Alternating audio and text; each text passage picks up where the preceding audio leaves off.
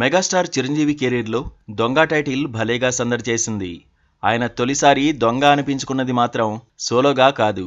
మరో star hero కృష్ణతో కలిసి తోడు దొంగలు అనే సినిమాలో చిరంజీవి నటించారు. అలా కృష్ణ చిరంజీవి తోడు దొంగలుగా ప్రేక్షకులను పలకరించడంతో చిరు కూడా ఓ దొంగైపోయారు. ఆ తర్వాత దొంగ, అడవి దొంగ, దొంగమగుడు, జేబు దొంగ, మంచి దొంగ, కొండవీటి దొంగ వంటి చిత్రాల్లోనూ దొంగ అనిపించుకున్నారు చిరంజీవి.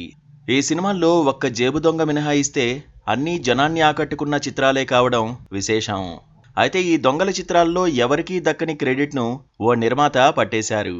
ఆయనే విజయలక్ష్మి ఆర్ట్ పిక్చర్స్ అధినేత టి. త్రివిక్రమరావు. తోడు దొంగల తర్వాత చిరంజీవిని సోలోగా దొంగలా తొలిసారి నిలిపింది టి. త్రివిక్రమరావే. మరో విశేషమేంటంటే చిరంజీవి దొంగ టైటిల్ రోల్లో చివరిసారిగా నటించింది టి. త్రివిక్రమరావు చిత్రంలోనే. అలా కేవలం 5 ఏళ్ల గ్యాప్లో రెండుసార్లు చిరంజీవిని దొంగని చేసిన క్రెడిట్ త్రివిక్రమరావు కొట్టేశారు. చిరంజీవి హీరోగా ఏ కోదండరామిరెడ్డి దర్శకత్వంలో టి. త్రివిక్రమరావు నిర్మించిన దొంగ 1985 మార్చి 14న రిలీజ్ అయింది. రాధ ఇందులో నాయిక. చక్రవర్తి స్వరకల్పంలో వేటూరి రాసిన పాటలు విశేషాదరణ చూరగొన్నాయి. ఇందులో మైఖేల్ జాక్సన్ థ్రిల్లర్ సాంగ్ స్ఫూర్తితో గోలీమారంటూ సాగే పాటను చిత్రీకరించారు. ఈ సాంగ్ అప్పట్లో యువతను విశేషంగా అలరించింది. ఈ చిత్రం మంచి వసూళ్లు చూసింది. శతదినోత్సవం జరుపుకుంది.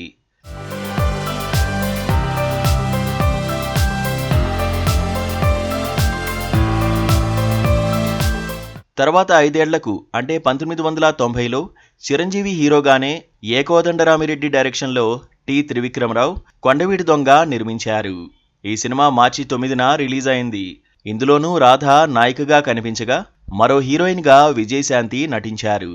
ఈ చిత్రానికి ఇళయరాజా సంగీతం పెద్ద ఎసెట్ అని చెప్పాలి. చెమకు చెమకు అంటూ సాగే పాటను సీతారామశాస్త్రి రాయగా మిగిలిన 6 పాటలను వేటూరి పలికించారు. చిరంజీవి రాధాపై చిత్రీకరించిన శుభలేఖ అందుకున్నా అంటూ సాగే పాట ఈనాటికి సంగీతాభిమానులను అలరిస్తూనే ఉంది. ఈ సినిమా కూడా 100 రోజులు చూసింది. చిరంజీవిని తొలిసారి దొంగగా చూపించి చివరలో కొండవీటి దొంగగా జనం ముందు నిలిపిన ఘనుడుగా మిగిలిపోయారు టి. త్రివిక్రమరావు. 2 చిత్రాలను ఏ కోదండరామిరెడ్డి దర్శకత్వంలోనే నిర్మించడం విశేషం. కాగా ఈ 2 సినిమాల్లోనూ రాధ నాయికగా కనిపించడం, ఈ మూవీస్ 2 5 ఏళ్ల గ్యాప్లో మార్చి నెలలోనే ప్రేక్షకుల ముందు నిలవడం మరింత విశేషం.